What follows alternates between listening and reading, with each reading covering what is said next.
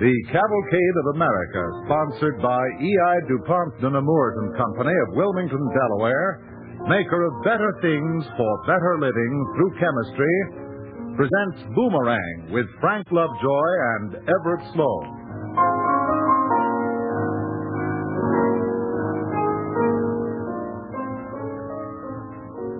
Before we begin our play, here's a vacation suggestion. We're all traveling as little as necessary nowadays, so let's make the vacation theme, There's No Place Like Home. Now, one way to brighten your home is to redecorate the living room walls, and we suggest you use DuPont Speed Easy. Make your porch furniture like new again with DuPont Duco. Paint makes old things new. Paint protects and beautifies your home. Do your part by traveling less this summer. After all, there's no place like home.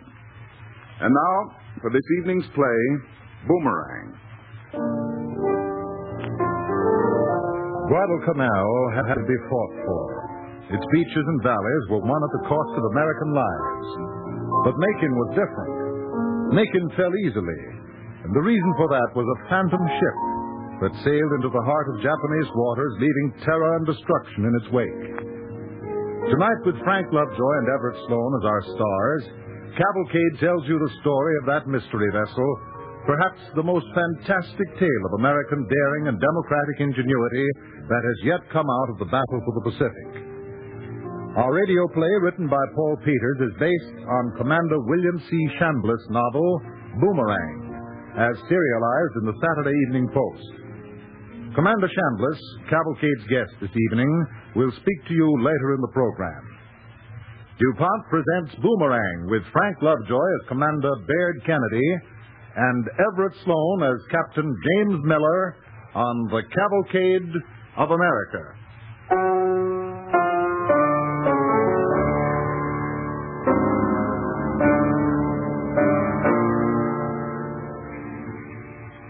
I wonder if you heard in November 1943 a brief broadcast from Japan. Tokyo speaking. The Imperial Navy announces the sinking of the Japanese destroyer Hokkaido Katse, 250 miles east of Mayana Atoll. All hands aboard were off when she was struck by a torpedo. A strange announcement to come from Tokyo. The Japanese Navy isn't the rule given to proclaiming to the world how its fleet is being whittled down ship by ship. And for an official announcer to mention a specific vessel by name, that's unheard of. But the truth of the matter is that the Imperial Admiralty felt relieved when the Hokkaido Katse slid to the bottom of the ocean. For she had become a menace to Japan. Her very existence on the surface of the water, a slap in the face to the land of the rising sun. But let's start at the beginning. The time was September 1943. I had just been assigned as executive officer to the SS Scimitar, one of those sleek little aircraft tenders fresh from the shipbuilder's yard. Her crew was strictly a freshwater outfit. Except for her skipper and myself, her officers were 90-day wonders from Quonset Point, a banker, college professor, a commercial artist. You can imagine how we felt when, as our first mission, we were assigned to a tiny coral isle way up near Macon to set up an advanced scouting base. Our orders were to make ourselves inconspicuous, though how to keep a full-grown tender and a flock of seaplanes inconspicuous in the middle of a coral lagoon, headquarters never explained. It remained for our communications officer, Ensign Bull, to wander up to the bridge with a suggestion. Excuse me, sir. I've been thinking. This doesn't seem like the best place to anchor a ship. It's right out in the open. Jap planes are bound to spot us. Yes, you're right, Bull. But you don't see any caves around here that we can run the ship into, do you? No, sir. And, she'd rust if we submerge her. So I guess there's nothing we can do but leave her in the open. Well, sir, I suggest there is. What? Well, now, it looks to me as if there's deep water right up to the edge of the beach. That could be. And the palms grow right down to the shoreline. Well, sir, if we move in close, right up to the shore, I can completely cover the ship with palm leaves and make her invisible. Palm leaves? Yes, sir. What's going to prevent them from withering and giving your camouflage away? We can't have the whole ship's company out cutting a new set of palms every other day. Who'd tend the flame? Well, you don't need to worry about that, sir. A thin spray of clear fixing dope will preserve them indefinitely. What makes you so sure it'll work? Well, you see, sir, I used to be in the commercial illustrating game. We made photographs in a studio, and we used to spray a lacquer mixture on plants to preserve them under the heat of the arc lights. I know it'll work, sir. All right, Bull, we'll try it. I'm sure I can get the skipper's permission. Pick a detail and cut down your palm leaves.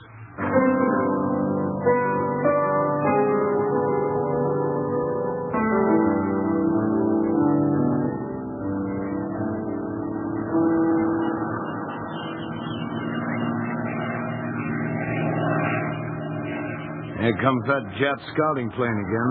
They've been over here every day. They haven't found it yet.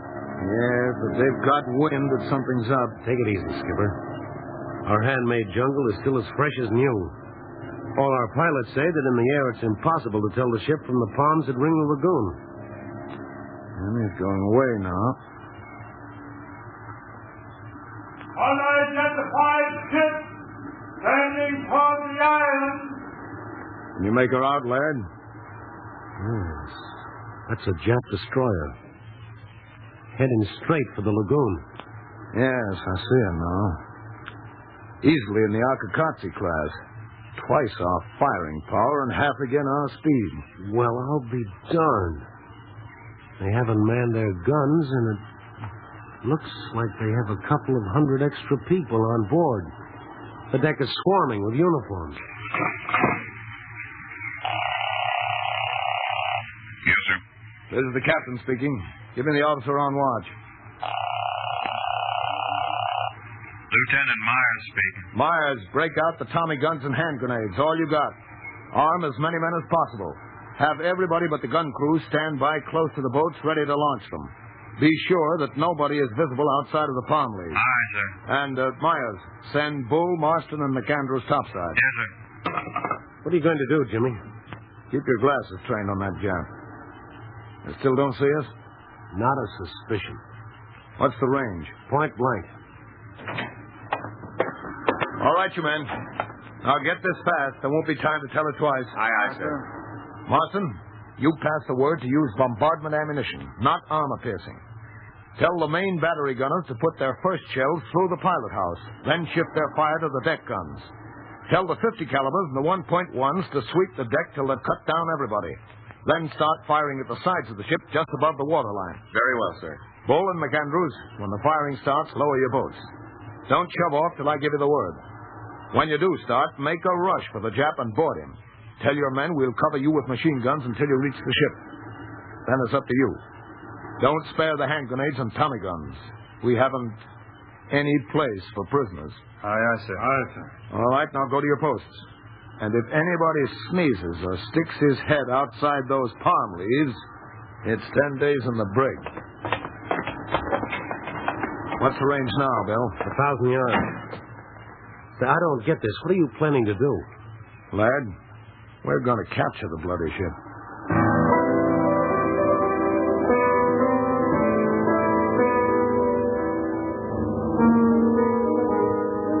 You are listening to Boomerang with Frank Lovejoy as Commander Laird Kennedy and Everett Sloan as Captain James Miller, United States Navy, on the Cavalcade of America, sponsored by E.I. DuPont and the Moores and Company of Wilmington, Delaware, maker of better things for better living through chemistry, one of which is neoprene synthetic rubber. DuPont neoprene is now being used as a protective covering for Army and Navy communication wiring, for aircraft engine hose, airplane parts, and gas masks.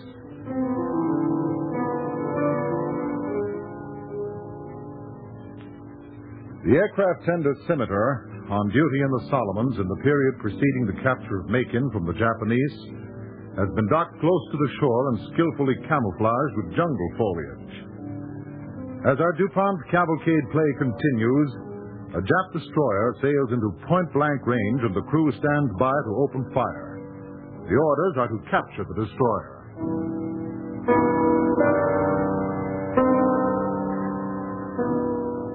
The destroyer was now passing through the narrow opening in the reefs.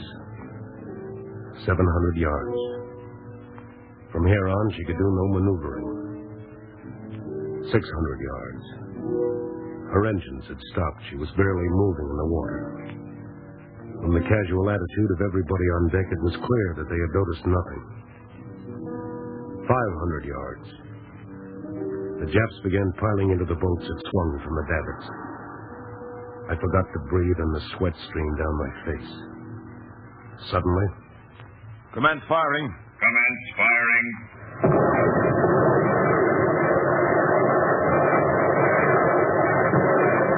How are they doing, sir? How are they doing? Pilot, how's the bridge going with the first salvo?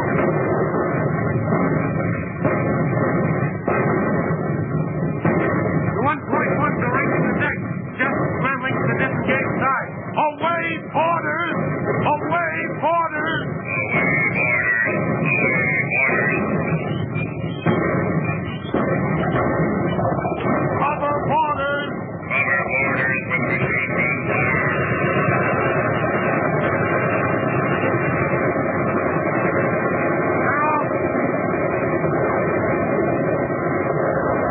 He's firing from the 5-inch! He's firing from the 5-inch!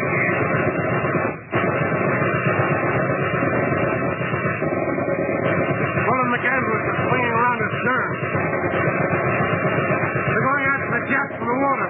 Raise your angle of fire! Raise your angle of fire! Tell them to hold it. I see a tin hat coming off the far rail. Hold low, fire! Fire! It's McAndrews. He's racing for the engine room hatch. The other boat? They both made it. They're swarming all over the deck. Hey, look out! What is it? Mackey's been shot. He's reeling back. Somebody in the engine room hatch. Both pitching a grenade below. I guess that cleared him out. It's Bull again. He's standing on the wreck number 3 gun platform and waving at us. He's signaling in semaphore. What's he saying? Only good Japs left.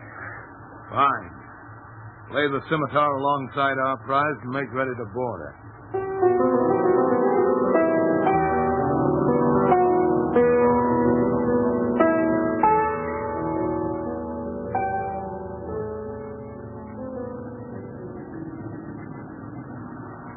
Fire's under control, sir. Good going, Mac. How's that shoulder wound? Nothing serious, sir. I've been all over the ship. The watertight integrity is unimpaired, and her engines are undamaged. With a little patching up, we can sail her back to Noumea under her own steam. I wonder what her name is. The Hokkaido Katse, sir. According to her log, she embarked with 150 naval air technicians to establish an advanced air base at this very atoll. And it was our good luck to get here 2 weeks earlier.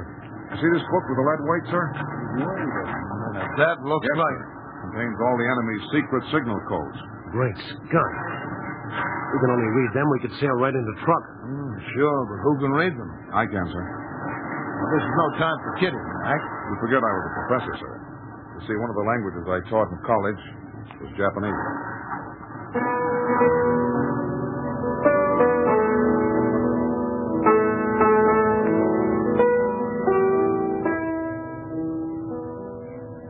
So after we patched her up, Admiral, we christened her the Hokey Dokey. Then we said goodbye to the scimitar and sailed her to Noumea under her own power. Well, that's all there is to the story, sir. The Hokey Dokey. Quite a story, Kennedy. Sir, I don't know what you're thinking of doing with her, but I have a plan that might help to go this campaign. Go ahead. By now, the Japs know something has happened to her, but they don't know what. We hit too hard and too fast for them to get off a radio signal. They'll figure she was picked off by one of our subs. That's what the Admiralty thinks. But the chances are the Japs on the ships won't know anything about her. Well, what's your plan? To get her repaired quickly, before the news of her loss gets around the Jap fleet, and use her as a scout. Their aircraft will recognize her only as a Akakatsi-class destroyer and let her alone. Any surface craft we see, we could give a wide berth. So you'd like to poke around the virgins, eh? Yes, sir. Disguised in Japanese uniforms and pick up some useful information. What? If you're caught, you'll be shot as spies. I've thought of that, sir.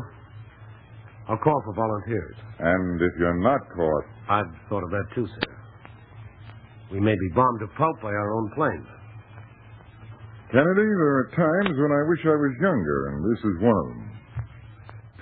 You pick your crew. I'll rush orders to refit the ship and get you those uniforms.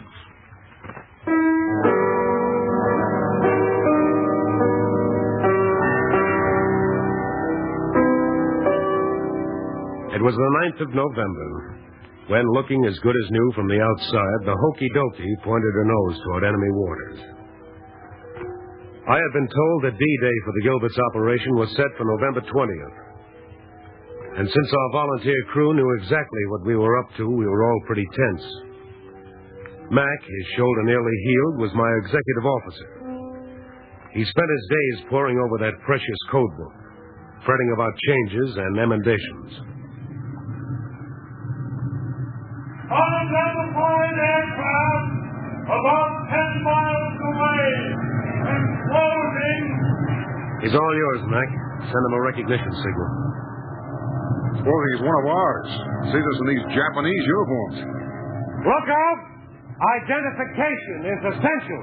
I can't be sure, sir. It might be a TBS or a Kawasaki 97. That's a lot of help.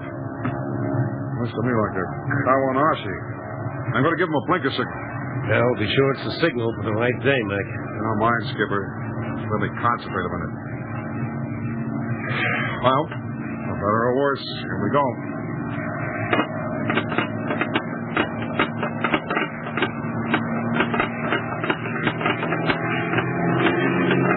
He's turning, Mac. He's making a 360 to the right. Now he's dipping his nose down in salute and going back where he came from. With the heat, relax, man. Relax. At least you guessed that one, right? What do you mean, guessed? Say, look at him. Smack in the center of our gun range. We can take a pot shot at him. A nice, fat, juicy Jap flying ball, huh? And if we miss, have the whole Jap Navy on our tail? You keep your nose on that code book. I have a hunch before this trip is over, you'll have all the shooting you dreamed of.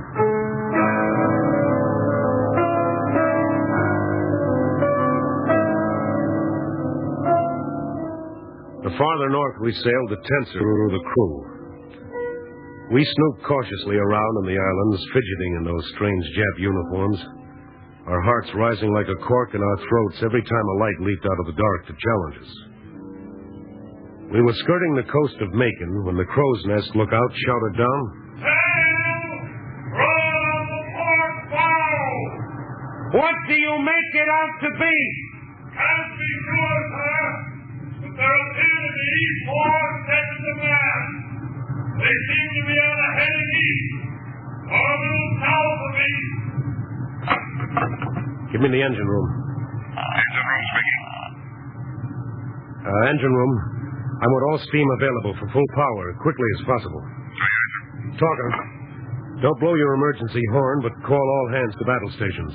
Send Lieutenant McAndrews, Gunnery Officer Adams, topside. Battle stations. Man all battle stations. Lieutenant McAndrews and Adams wanted on the bridge. Sail identified the 3 transports and 1 destroyer. Destroyer in lead with transport to column astern. We are closing the range.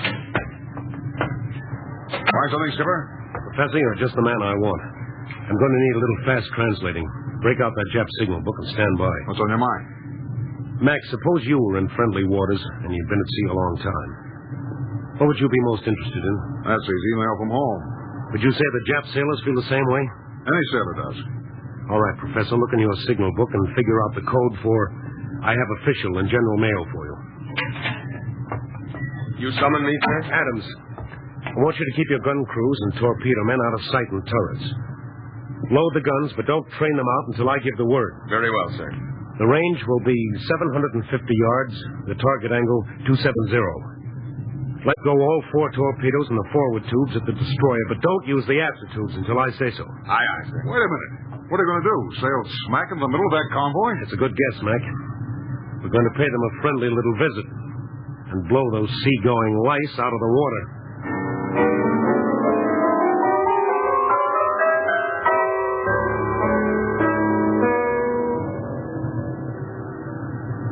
We'll be catching up in another 5 minutes. I'd feel safer if that sun was set. All right, Mac, send her a challenge. What ship? Let's see. What ship? November the 18th. Ah, here it is. Oh, to God, this is right. You haven't missed so far. This isn't baseball, Laird. One miss is all you get. All right, Tozer, here we come.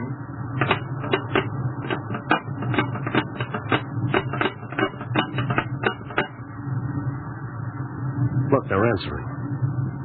What are they saying? Wait a minute. That means come alongside. Port side, too, and deliver your mail. You've done it, Mac. You've done it. Maybe it's a trap. Oh, now with those troops lining the rails, look at them. Thousands of them, all twiddling their thumbs. See that glint in the sun? Somebody training his field glasses on us. Say, Laird, do you think he'll notice that we haven't got slant eyes? Forget it, Mac. What's the range? 800 yards. Talker. Order all full flank speed. All full flank speed. Commence firing. Commence firing.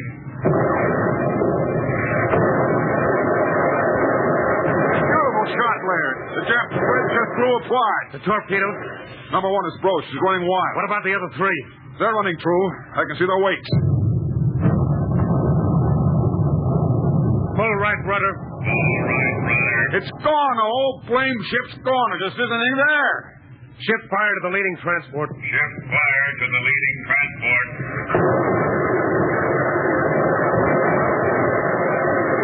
That's got her. Flame signal from the forward superstructure. Turn hard and starboard. Cross her bow. Turn hard and starboard. Cross her bow. Put one torpedo into each transport. Fire one torpedo into each transport.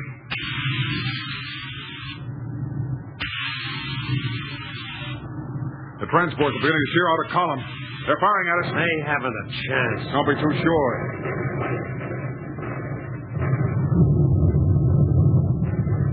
That ought to finish off transport number one.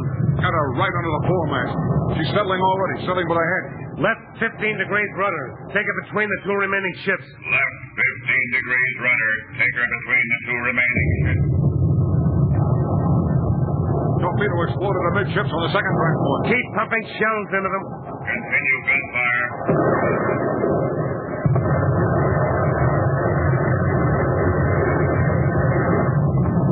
Third ship hit well at. The whole stern seems to be falling off. Double back. Give those hulks another shelling, and then let's get out of here. Double back. Continue gunfire. Then emergency go ahead.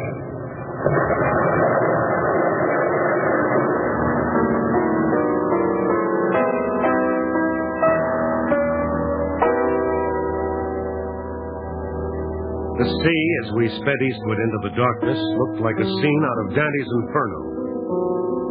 At midnight, we picked up a Jack radio direct. Come on, Mac, get it decoded. Get it decoded. Don't rush me, Skipper. We'll be through in a minute. 8 degrees north latitude. All right, here it is.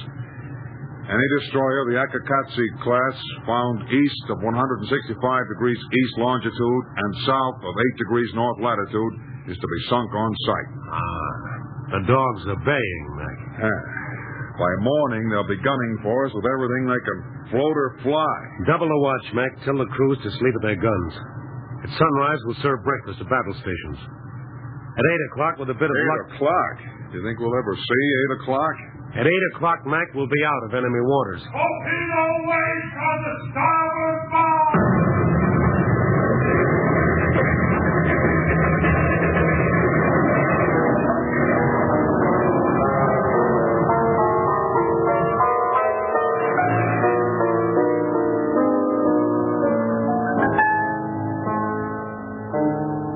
That torpedo spelled the end of the hokey dokey.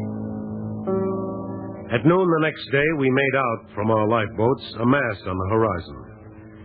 And 20 minutes later, we were scrambling up the cargo nets of a Mayo-class destroyer.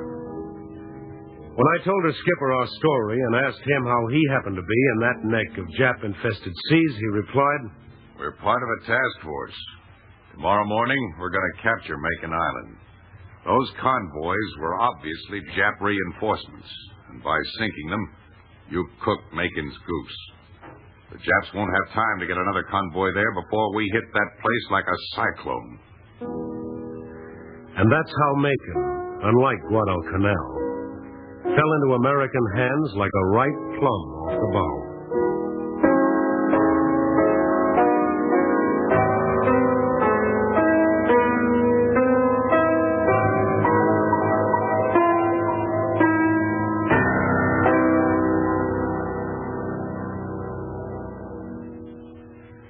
Thank you, Frank Lovejoy and Everett Sloan.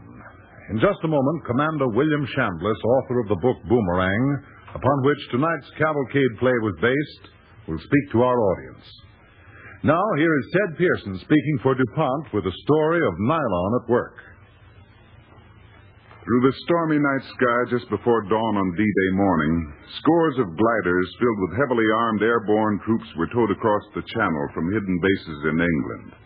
All that joined them to the tow planes up ahead were glistening ropes no thicker than your finger.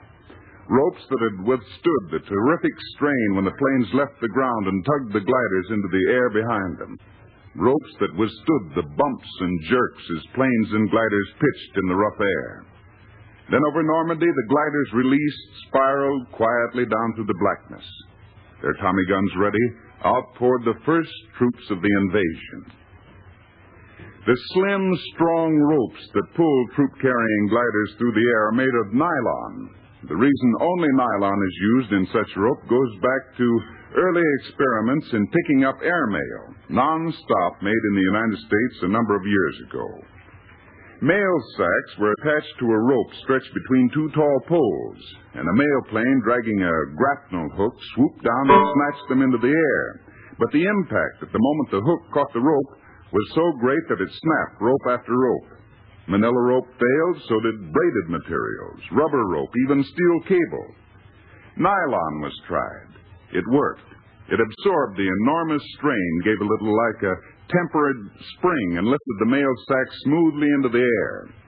So today, it's nylon rope that serves as the connecting line between tow planes and the gliders, carrying airborne troops, jeeps, field mortars, and other equipment and supplies. The same strength and elasticity which gave nylon stockings and foundation garments their superiority in peacetime has provided our airborne troops with superior glider tow ropes. That is consolation and a source of pride to American women who have given up nylon stockings. When the needs of the armed services are satisfied, DuPont will again make nylon yarn for stockings in larger quantities than ever before.